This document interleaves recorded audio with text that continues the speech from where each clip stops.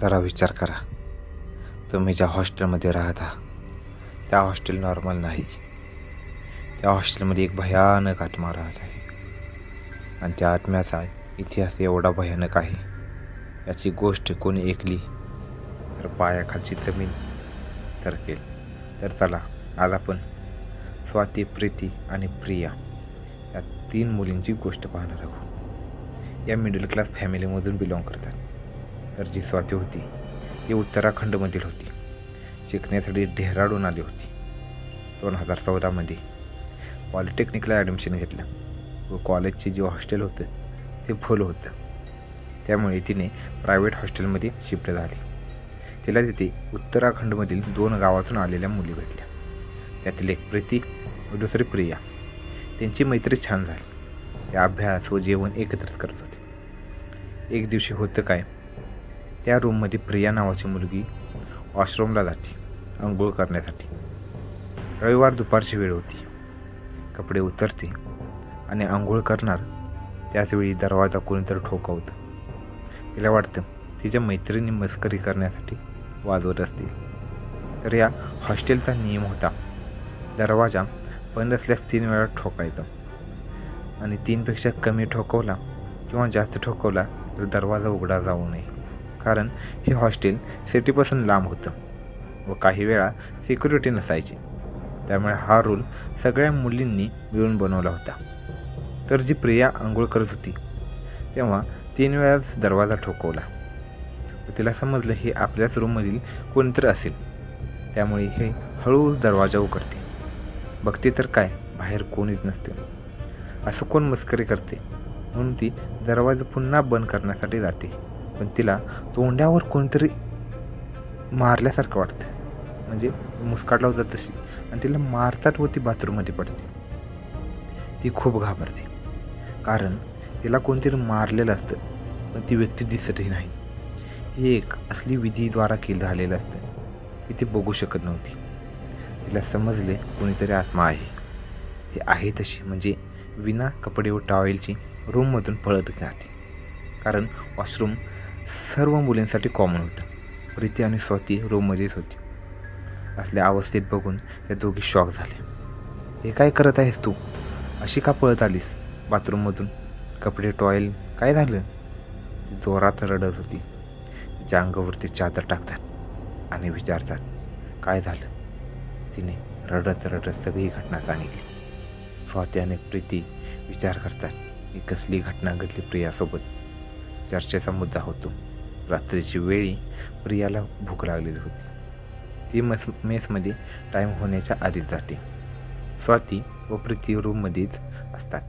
त्या सकाळच्या गोष्टीवरती चर्चा करत असतात. प्रियासोबत असं काय घडलं असेल, दरवाजा कोणी ठोकवला असेल, या सगळ्यांची ती चर्चा करत असतात. बाहेरून बेलची आवाज येते. मेसमध्ये जेवण झाले, पटकन या. जेवणासाठी या. ते जातात. विचार करतात लवकर जेवण करून झोपू व बाहेर येतात व दरवाजा बंद करतात. तितक्यात प्रीतीची नजर उघडलेल्या खिडकीकडे जाते. खिडकीच्या बाहेरून पांढऱ्या साडीमधून कोणीतरी पळत गेली. स्वातीला बोलते खिडकी बाहेरून कोणीतरी पळत. स्वाती बोलते खिडकी बाहेरून पांढरी मांजर गेली असेल. तर ते ठीक आहे म्हणतात व मेसमध्ये जातात. बघतात तर काय, पांढरी मांजर तिथे दूध पीठ बसलेलं असते. त्या दोघी पळत जाऊन त्या भैयांना विचारतात हे मांजर किती वेळ झालं बसलेलं आहे. भैया म्हणतात 1 तास झाली तेच आहे. तिला खूप भूक लागली असावी म्हणून मी तिला दूध दिलं आहे. त्या खूप घाबरतात. खिडकी बाहेरून कोण गेलं असावं.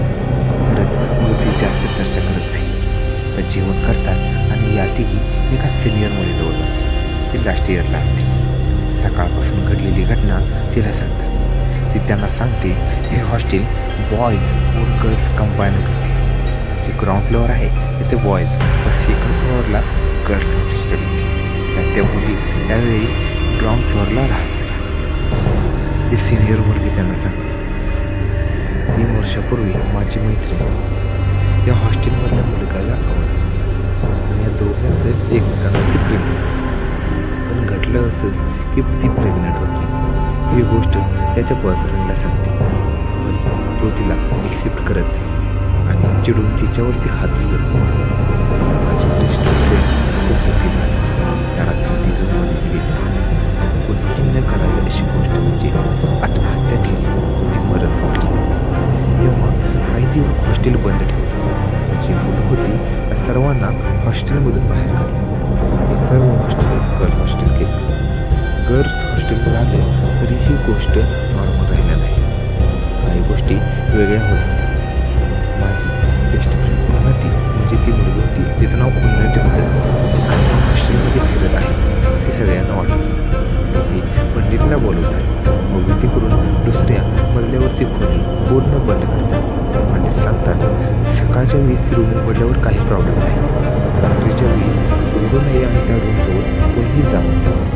त्यामध्ये कोणीही राहिला नसावा. त्यामुळे आम्ही रूल बनवलेला आहे, रूममध्ये जाताना 3 वेळा नॉक करायचे कारण आत्मा कोणाला त्रास देऊ नये. 3 वेळेसचा रूल आत्मा समजणार नाही. त्यामुळे हा रूल फक्त उन्नतीसाठी बनवला होता. दुसरं कारण बाहेरील लोक होते, खूप घाबरतात. ती थँक्यू, तुम्ही आम्हाला सांगितलं, नाहीतर उन्नतीबद्दल काहीच माहीत नाही. त्यांच्याबद्दल काय घडलं, वरच्या खोली का बंद होती, थँक्यू. त्या खोलीजवळ नाही राहणार सगळं सांगून त्या आपल्या रूममध्ये गेले. ती म्हणते तुम्ही खूपच घाबरलाय, माझं मन करते आहे आपण त्या रूमकडे जाऊ. ती म्हणते खुळे आहेस का तू, तिच्यासोबत एवढं सगळं घडलं व तिने आत्महत्या पण केली आणि तू म्हणतेस तिकडे जावे. ती बोलते हे काय, ती खोली व आत्मा बंद आहे, याच्याजवळ कशाला जाऊया आपण. पण ती विचार करते संधी मिळालीच एकदा तरी त्या खोलीत जाऊन आणि बघा रविवारच्या वेळी सकाळी 6च्या दरम्यान उन्नतीच्या रूमचा दरवाजा उघडल्याचा आवाज आला. कारण त्यांची रूमच्या उन्नतीचीच रूम काही ती उठते आणि वर जाते आणि त्या रूममध्ये सामान ठेवते. हळूच ती त्या रूमची चावी सोडते कारण ते लोक दुसरे सामान आणण्यासाठी खाली गेलेले असतात. वर येतात चावी नाही, त्यांना वाटतं सिक्युरिटीने घेतली असावी. तसेच लॉक करून जातात. नंतरच्या वेळी जेवण करतात व प्रति दोघींना म्हणते मी माझ्या सिनियर मैत्रिणीला भेटायला जाणार आहे, तुम्ही रूममध्ये जाऊन झोपा.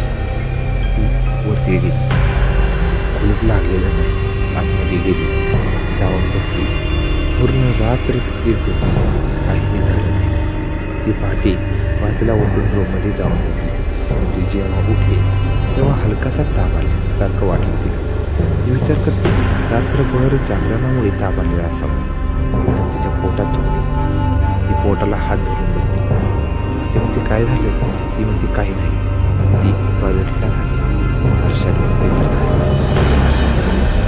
त्याला पोट करून करत असते.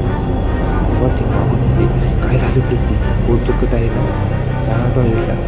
ती हर्षद बघून फक्त उन्नती स्वाती तिच्याजवळ जाईपर्यंत अचानक ती चक्कर येऊन पडते. स्वाती प्रिया ॲम्ब्युलन्सला बोलवतात. हॉस्पिटलमध्ये डॉक्टर तिला ते येईपर्यंतच मृत झालेली. बस 11 दिवस हॉस्टेल बंद पडलं. प्रिया उन्नतीच्या रूममध्ये गेलेली गोष्ट CCTV फुटेजद्वारे ही गोष्ट कशी आहे